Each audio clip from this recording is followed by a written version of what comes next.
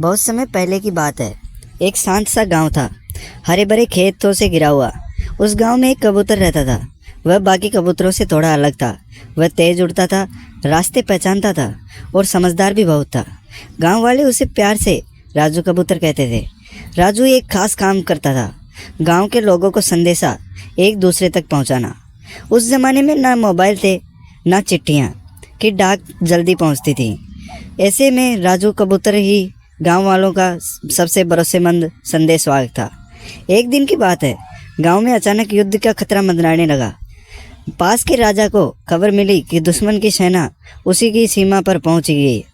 राजा ने मदद के लिए अपने मित्र राजा को संदेश भेजना चाहा, पर समय बहुत कम था। तब राजा ने कहा, राजू कबूतर ही हमें बचा सकता है। उसी एक छोटे से कागज़ पर संदेशा बांधा गया और उड़ाया गया। राजू ने कभी इतनी दूरी की उड़ान नहीं भरी थी। पहाड़, जंगल, आंधी तूफान सब रास्ते में थे, लेकिन वह डरा नहीं।